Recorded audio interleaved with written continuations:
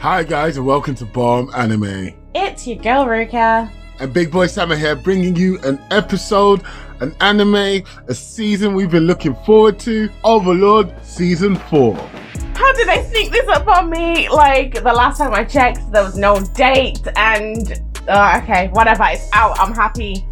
So I really like the way, throughout the seasons, although they don't really dwell on it, they do concentrate on how lonely Ainz is. And I like that because he's so surrounded by people. So many people love and adore him, but he's still so alone because they don't really have any real free will. Neither do they want it. And he just wants someone to be able to talk to, and there's no one there that can provide him with that.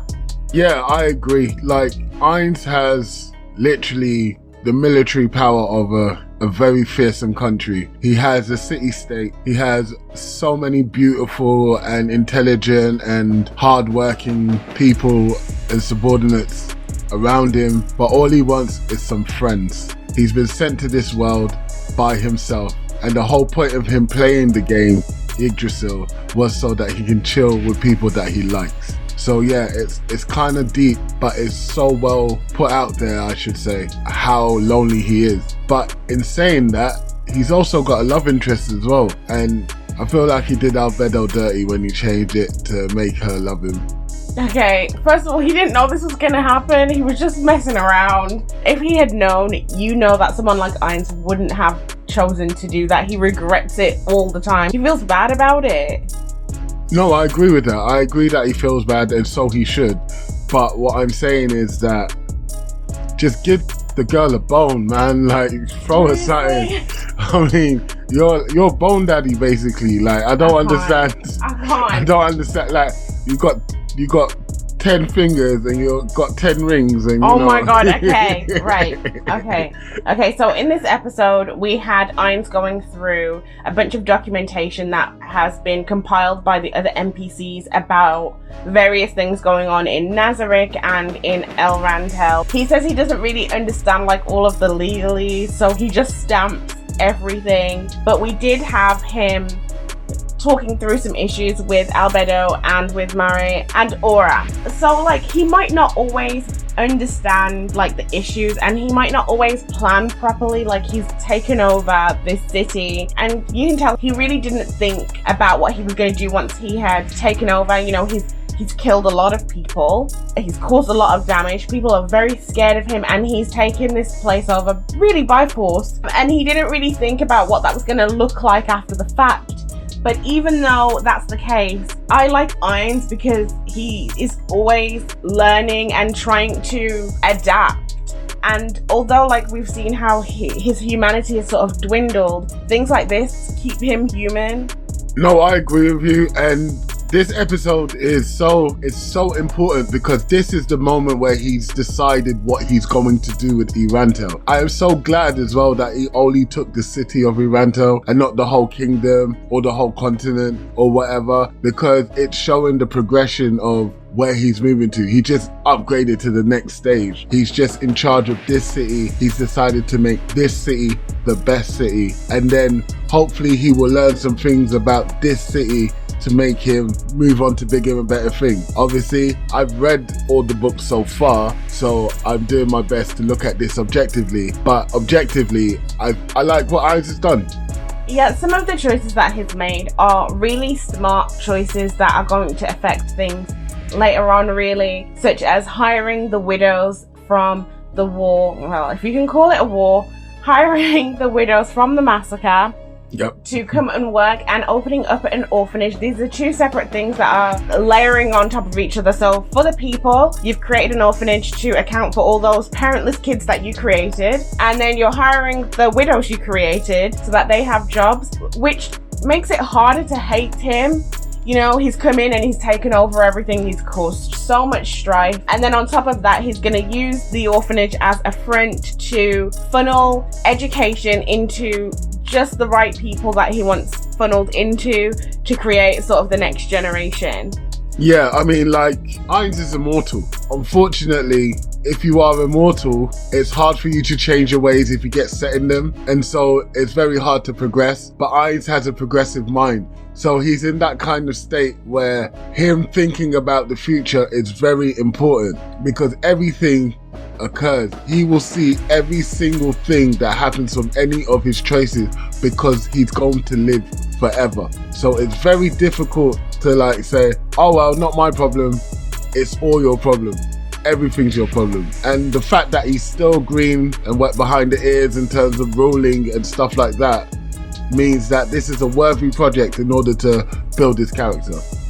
Spot on. And on top of that, he also decided to approach the Adventurers Guild. It's looking real dilapidated. I mean, everything is really, because people are scared. Also, the jobs are not there anymore because his undead workers have taken all of the work. So there's really nothing there for adventurers. And he's decided to make the Adventurers Guild the first true adventurous guild, where they'll actually be exploring untouched terrains. And this is another really smart choice from Ainz. He's kind of doing it for selfish reasons, because it's what he wants, it's what he pictures an adventurous guild to be. He wanted to be an adventurer for this very reason, not to just grind killing goblins. And this is also going to attract so many people from elsewhere to come to this guild, so that they can actually take on these exciting missions and actually feel like real adventurers instead of just doing these boring grinds.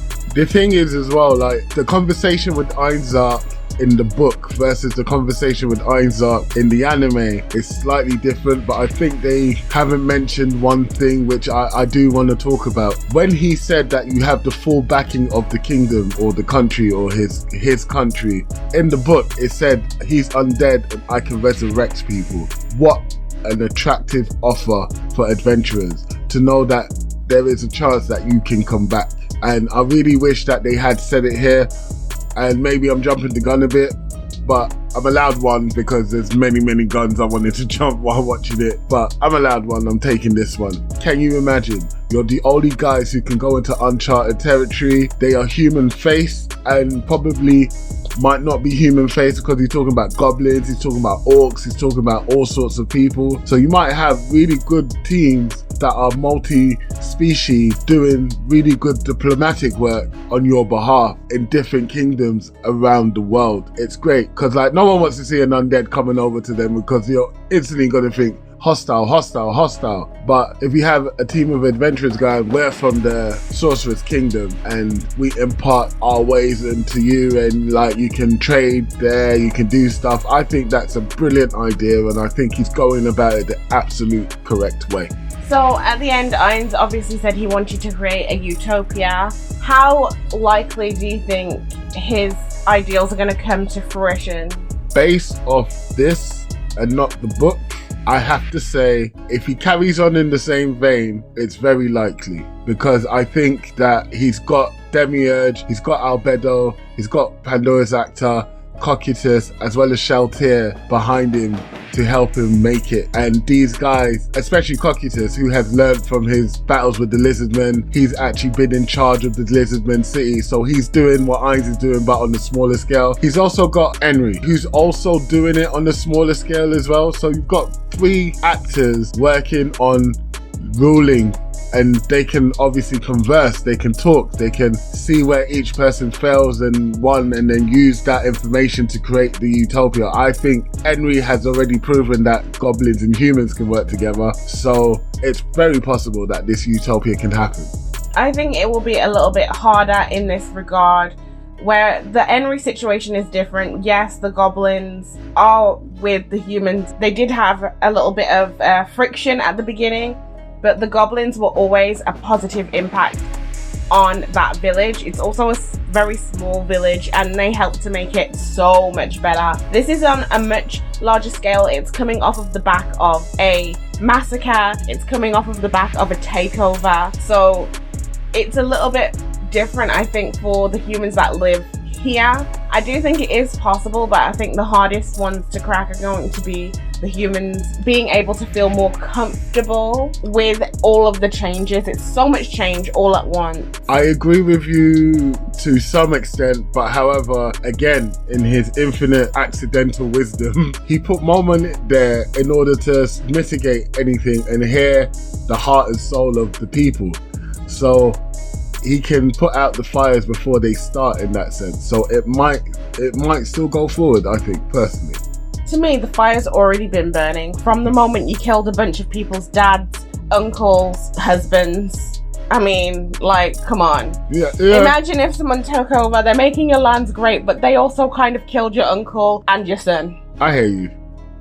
I'm just, I'm just optimistic based on this. No, but I think it will go well. I think it will go well. It's just going to take a little bit of time. And this is why we like Overlord. Well, this is why I like Overlord. It's not just I'm OP and I'm isekai. It's I've actually got problems and I need to do solutions. I need to learn and move forward. I mean, like, look, side note, in the very beginning, what did we see Ainz doing? Reading the book in his bed. He's trying and he's moving forward. Like, yeah, again, he's wet behind the ears, but he's doing things. I like it. And also the city has some issues with trade. So that's something that they're going to have to overcome as well, because the people need food, they need goods. And having an adventurers guild that actually adventures might help with that as well. So in all, I think that episode 1 started with a bang. Although it was a lot of bureaucracy, it was still super interesting. And it sets the tone for, well, I don't even think it sets the tone for the season, because we've got more coming. And on that note, don't forget to like, subscribe and share. If you made it this far, thanks so much. Peace.